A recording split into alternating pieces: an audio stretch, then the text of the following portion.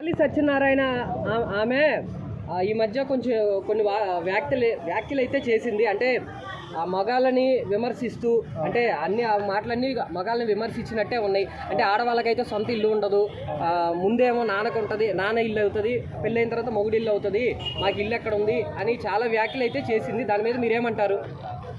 ఆమె చెప్పింది కరెక్ట్, అలాగే ఉండాలని చెప్తున్నాను. ఎందుకంటే మనధర్మ శాస్త్రంలో ఖచ్చితంగా ఉంది, అసలు ఆడవాళ్ళకి సొంత ఆస్తి ఉండడానికి అర్హత కూడా లేదు. మనధర్మ శాస్త్రంలో ఉంది అది. అదే ఆమె కడలనేటువంటి ఆమె ఇంకో రూట్ మార్చి చెప్పినట్టుంది. అందులో ఎలా ఉందంటే, ఒక ఆడ మనిషి అనేటువంటి ఆమె తన సొంతగా చేయడానికి ఏది కూడా అర్హత లేదా? ఎందుకంటే ఆమె చిన్నతనంలో కూడా పుట్టి పెరిగినప్పటి నుంచి కూడా తన తండ్రి ఆధీనంలో ఉండాలి. కాబట్టి తన యొక్క తండ్రి గృహమే ఆమె గృహం అవుతుంది. తర్వాత తండ్రి అనేటువంటి ఆమెని దానం చేస్తాడు. యాక్చువల్గా దీన్ని కన్యాదానం అంటారు. ఆడవాళ్ళకి అసలు ప్రేమించే అర్హత కూడా లేదు. దీన్ని కన్యాదానం అంటారు. తల్లిదండ్రులు ఈ యొక్క అమ్మాయిని దానం చేస్తారు పురుషుడికి. దాన్ని పెళ్లిలో జరిగే ప్రక్రియ అదే కన్యాదానం అంటారు దాన్ని. అప్పుడు ఆ వ్యక్తి కూడా తన తల్లిదండ్రుల సలహా మేరకు అంగీకారంతో కూడా అమ్మాయిని స్వీకరిస్తాడు. అంటే ఇప్పుడు ఆడవాళ్ళకి అసలు సొంత నిర్ణయాలు తీసుకునే స్వేచ్ఛ లేదంటారా? స్వేచ్ఛ ఉంది. స్వాతంత్రానికి పూర్వం మనధర్మ శాస్త్రం అమల్లో ఉండేది. అప్పుడు భారతదేశం అగ్రదేశంగా ఉండేది.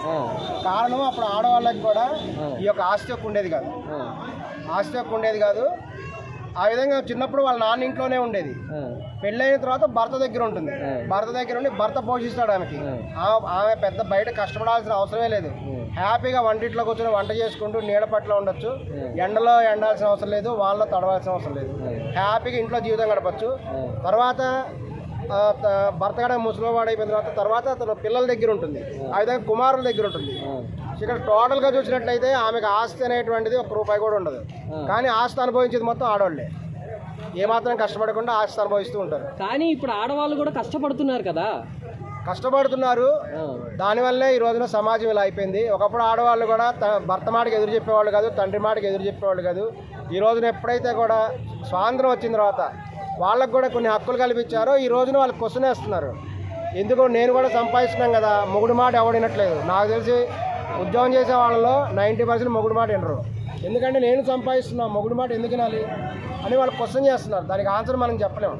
ఇదివరకు అలా ఉండేది కాదు. ఇదివరకు ఏంటంటే ఆస్తి మొత్తం కూడా భర్త పేరు మీద ఉండేది. సో ఆమె ఇప్పుడున్నటువంటి విధంగా మొగుడు వదిలేసి వెళ్ళిపోవడానికి అవకాశం లేదు. ఎందుకంటే ఆమె బయటికి పోయింది అనుకోండి, ఆమె ఎక్కడ బతకాలి? కనీసం తిండి కూడా దొరకదు. ఇంట్లో ఉంటే సర్వ సౌఖ్యాలు అనుభవించవచ్చు. ఎందుకంటే అందరికి సొంతలు ఉండేవి, 100 ఎకరాల పొలాలు ఉండేవి. సో ఎటువంటి ఇబ్బంది కూడా ఉండదు. హ్యాపీగా ఇంట్లో కూర్చొని వంటింటి కుందేలాగా స్వర్గం అనుభవించవచ్చు. ఇప్పుడు ఆడవాళ్ళని వంటింటి కుండేలంటే చాలా మంది దాన్ని మిస్అండర్స్టాండ్ చేసుకుంటారు. ఈ యొక్క మనిషి జీవితం గడపాలంటే అనేక రకాల వృత్తులు చేయాల్సి వస్తుంది. వాటిలో కొన్ని బయట ఎండలో చేయాల్సినవి ఉంటాయి, కొన్ని ఇంట్లో చేయాల్సినవి కూడా ఉంటాయి. ఇప్పుడు వంట చేయడం అనేటువంటిది తక్కువ వృత్తి కాదు, అది అత్యంత శక్తివంతం. ఎవడేం చేసినా ఇంటి వాళ్ళు అన్నం తినాలి కదా. అన్నం తినకుండా ఎవరో ఒక్కరోజు కూడా ఉండలేము, ఆకలితో అల్లాడిపోతాం. అందుకని ఏంటంటే బయట ఎండలో తిరిగే పనులేమో మగవాళ్ళకి ఇచ్చేవాళ్ళు, ఇంట్లో హ్యాపీగా నీడలో కూర్చొని ఎక్కువ కష్టం లేని పనులు ఆడవాళ్ళకి ఇచ్చేవాళ్ళు. అవి కూడా ముఖ్యమైన పనులు. అయితే ఇప్పుడు జనరేషన్ మారింది. ఇప్పుడు ఎండలో మీరు చెప్పినట్టు ఎండలో కూర్చొని చేసే పనులు కంటే ఏసీలో కూర్చొని చేసే పనులు కూడా ఎక్కువైనాయి. అలాగే దాంట్లో ఆడవాళ్ళు కూడా ముందు స్థానంలో కూడా మంచి స్థానంలో ఉన్నారు ఇప్పుడు. అలాంటి వాళ్ళు మరి మీరు చెప్పినట్టు వినాలంటే ఎలా వింటారు? అలా వినకపోవడం వల్లే ఈ రోజున విడాకులు పెరిగిపోతున్నాయి. ఈ రోజున కేసులు చూస్తే ఈ యొక్క వివాహ చట్టంలో అత్యధికమైన విడాకుల కేసులే ఉన్నాయి బయట కోర్టులలో. ఫ్యామిలీ కోర్టు చూస్తే అన్నీ ఇవే. ఇంకా ఆడవాళ్ళు మాట ఎందుకు వింటారు? వాళ్ళకి ఏంటంటే ఈ విడాకులు తీసుకోవడం అనేటువంటిది ఇప్పుడు ఒక ఈజీ పద్ధతి అయిపోయింది. ఎవరో మొగుండే ఎవడో ఒకటి పెళ్లి చేసుకోవడం, 1 సంవత్సరం కాపురం చేయడం, బయటకు వచ్చి 498 కేసు పెట్టడం, భరణం అడగటం, 50 లక్షలు ₹1,00,000. విడాకులు అనేది చేసిన భరణం అనేది ఆడవాళ్ళు అడుగుతారు. మగవాళ్ళు భరణం అడిగినట్టుగా ఎక్కడా లేదు. ఆడవాళ్ళే భరణం అడుగుతారు. అవును, వాళ్ళు ఇప్పుడు పెళ్లి చేసుకొని వాళ్ళ జీవితాన్ని మీకు ఇచ్చినప్పుడు ఆటోమేటిక్గా వాళ్ళ ఆ సమయాన్ని వాళ్ళకి ఇచ్చారు. వాళ్ళు టైం వేస్ట్ చేసుకున్నారు కదా. 1 సంవత్సరం వాళ్ళతో గడిపినందుకు జీవితాంతం పోషించాలా? మరి వచ్చారు కదా. చట్టం అన్యాయం. అంటే 1 సంవత్సరం ఉంటే జీవితం, ఆమెకు భార్య అంటే జీవితాంతం కలిసి ఉంటుంది కాబట్టి ఆమె జీవితాంతం చూసుకోవాలి కదా. ఫస్ట్ చూసుకుంటే కదా విడాకులు ఇవ్వరు. కలిసిలో చూసినా కానీ ఆడవాళ్ళు కొంతమంది ఈ రోజున అహంకారంతో ఉన్నారు. దురదృష్టవశాత్తు ఆడవాళ్ళ తల్లిదండ్రులు కూడా అలాగే ఉన్నారు. పూర్వకాలంలో ఎవరైనా ఆడమనిషి భర్తతో గొడవ పెట్టుకొని ఇంటికి వస్తే ఏమో భర్తతో చిన్న చిన్న గొడవలు వస్తాయి, సర్దుకుపోవాలి అని చెప్పి పంపించేవాళ్ళు. ఈ రోజున అలా లేదు. ఈ రోజున తల్లిదండ్రులు, ఆడవాళ్ళ తల్లిదండ్రులు ఎలా ఉన్నారంటే ఏదైనా గొడవ వచ్చిందంటే వదిలిపారేవాడిని, ఇంటికి వచ్చి పుట్టింట్లో ఉన్నట్టున్నారు, మొగుడు దగ్గర పోని ఎవరు చెప్పట్లా. దీనివల్ల ఏంటంటే ఆడవాళ్ళు కూడా ఏమాత్రం చిన్న గొడవ వచ్చినా మొగుడిని వదిలేస్తున్నారు, బయటకు వచ్చేస్తున్నారు. ఎందుకంటే వాళ్ళకి ధైర్యం ఉంది, ఎలా అయినా బతికేయచ్చని, ఏదో ఒక ఉద్యోగం చేసుకోవచ్చు, బతికేయచ్చు అనుకుంటున్నారు. కానీ మగవాడు కనుక ఆడదాని పరిస్థితి లేకపోతే ఆమె బతుకు కుక్క బతుకు అయిపోద్దని కూడా గమనించాలి. ఈ మాట కరెక్ట్ అంటారా? కుక్క బతుకు అయిపోతుంది అనేది వాస్తవము, కుక్క బతికే అవుతుంది. దీని గురించి ఎందుకు మాట్లాడరు? ఏంటండి ఇలా సర్దుకొని పోబట్టే అమ్మాయిల హత్యలు జరిగాయి ఇంతకు ముందు, ఇప్పుడు కాదు ఇంతకు ముందు చాలా జరిగాయి. దాని గురించి ఎందుకు ఎవరు క్వశ్చన్ చేయట్లేదు? సర్దుకుపోబడినటువంటి వాళ్ళలో అత్యధిక శాతం కూడా జీవితాంతం కూడా తమ వైవాహిక జీవితము మంచిగా గడిపినటువంటి వివరాలు ఎక్కువ ఉన్నాయి. హత్యలు జరిగినటువంటిది వేరే విషయాల్లో జరిగినాయి, సర్దుపోయినందుకు జరగలేదు. కట్నం విషయాల్లో కానీ ఇతర విషయాల్లో కానీ జరిగినాయి. ఇంకొంతమంది ఆడవాళ్ళు ఏంటంటే చాలామంది అనుకుంటారు ఆడవాళ్ళని కొట్టారని, వాళ్ళు మాట్లాడే అసభ్యకరమైన మాటలకే వాళ్ళకి కన్నులు పడతాయి. ఆ విషయం కూడా తెలుసు. మగాళ్ళు ఏం మాట్లాడరు మరి? ఆడవాళ్ళు మాట్లాడేది అసభ్యకరమైన మాట్లాడరు, మగవాళ్ళు కూడా మాట్లాడరు. కొంతమంది రాక్షసులతో పోలిస్తారు, అందుకనే వాళ్ళని ఆ విధంగా కూడా కొట్టడం జరుగుతుంది. ఈ విధమైన చెప్తున్నారు. అబ్బాయిలు అనేటువంటి వాళ్ళు నిజంగా ఆడవాళ్ళతో పోలిస్తే చాలా బెటర్ అనే చెప్పచ్చు. మగవాళ్ళే బెటరు. ఈరోజు మీరు బయట చూడండి, అది అమ్మాయిలా అని అనట్లేదు, ఆ ఉద్దేశం చెప్పట్లేదు. మగ ఆడ జెండర్ తీసుకోండి, మేల్ ఆర్ ఫిమేల్. మీరు బయట కుక్కలు చూడండి, కుక్కలు ఆడకుక్కలే కరుస్తాయి, మొక్కుక్కలు కరవు. ఆ విషయం తెలుసా? ఆడకుక్కలే కరుస్తాయి, మొక్కలు కరవదు. అసలు కరవదండి, అసలు బయట కరవదు. మీరు గమనించుకోండి, ఎప్పుడైనా మిమ్మల్ని కుక్క కరిస్తే దాన్ని వంక చూడండి, అది ఆడ తీరి ఆడకుక్కే కరుస్తుంది, మొక్కుక్కలు కరవు. 90% ఆడకుక్కలే కరుస్తాయి. ఇప్పుడు ఈ వీడియో చూసిన తర్వాత మహిళా సంఘాలన్నీ మీకు వ్యతిరేకంగా మాట్లాడితే ఏం చేస్తారు? భయపడక్కర్లేదు, ఇది నిజము, నిజానికి ఎవరు భయపడలేదు. వాస్తవమే కదా, వాస్తవమే కదా అది. మనం వాస్తవాలు కానీ చెప్తే మనం భయపడదు. వాస్తవం అనేది ఎప్పటికైనా ఎవరు చెప్తున్నా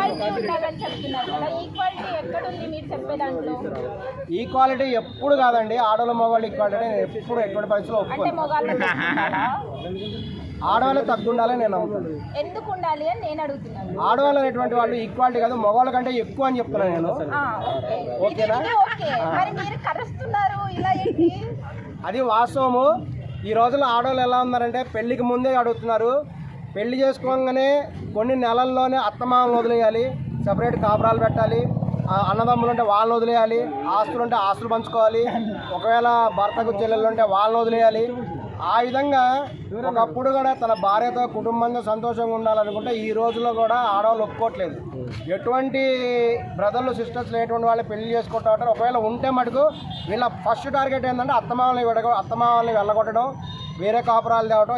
ఇది 199% జరుగుతున్నాయి. ఇది వాస్తవం. అంటే ఒక టైంలో ఆడవాళ్ళని తక్కువ చేసి చూడడం వల్ల, అంటే ఉమ్మడి కుటుంబంలోకి ఆడవాళ్ళు వెళ్ళి వాళ్ళు ఇబ్బందులు పడడం వల్ల ఆడవాళ్ళు ఇప్పుడు ప్రజెంట్ ఇలా తయారయ్యారు అనుకోవచ్చు కదా, మగాళ్ళ వల్లే.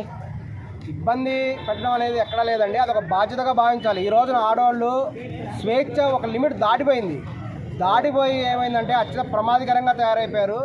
చివరికి ఎలా తయారంటే కొంతమంది ఆడవాళ్ళు ప్రెగ్నెన్సీ తెచ్చుకోవడానికి కూడా ఇష్టపడలేదు. ఒక ప్రముఖ హీరోయిన్, ఒక ప్రముఖ నటి చూడండి, మంచు లక్ష్మి గారు, పేర్లు కూడా చెప్తాం, ఇందులో భయపడేదే ఉంది. మంచు లక్ష్మి గారు తాను ప్రెగ్నెన్సీ తెచ్చుకోవడానికి ఇష్టపడలా. ఏం చేసిందంటే సరోగసీ విధానం ద్వారా పిల్లని కంది. అంటే తన అండము వేరే వాళ్ళ సుఖకణాలు తీసుకొని థర్డ్ పర్సన్ వాళ్ళ దాంట్లో ప్రవేశపెట్టి ఆమె పిల్లని పుట్టించుకుంది. ఆమె ఎందుకు ప్రెగ్నెన్సీ రావదంటే ఆమెకి ప్రెగ్నెన్సీ వస్తే అన్నం పోద్దని భయం అట. ప్రెగ్నెన్సీ తెచ్చుకున్నప్పుడు ఇంకా ఆడదాని బతికెందుకు? ఆడవాళ్ళ యొక్క మెయిన్ కారణమే ప్రెగ్నెన్సీ తెచ్చుకుంటే పిల్లల్ని పుట్టించడానికి ఇష్టపడిన ఆడదానికి బతికేందుకు. ఇంకా పాలు ఇవ్వట్లేదు ఆడవాళ్ళు కొంతమంది, ఎందుకంటే పాలిస్తే అందం పోద్దంట. ఇది ఎంత దుర్మార్గకరమైన విషయం. మాతృత్వానికి సిగ్గుచేటు. ఇది ఇలా ఆలోచించే ఆడవాళ్ళు ఇప్పుడు కూడా ఉన్నారు. ఈరోజు అనేక మంది హీరోయిన్లు పెళ్లి చేసుకోవట్లా. ఎందుకు? పెళ్లి చేసుకుంటే అందం పోద్దంట. అందం పోతుందని పెళ్లి చేసుకునే హీరోయిన్స్ చాలామంది ఉన్నారు. సరైన సమయంలో సరైన పనులు జరగట్లేదు.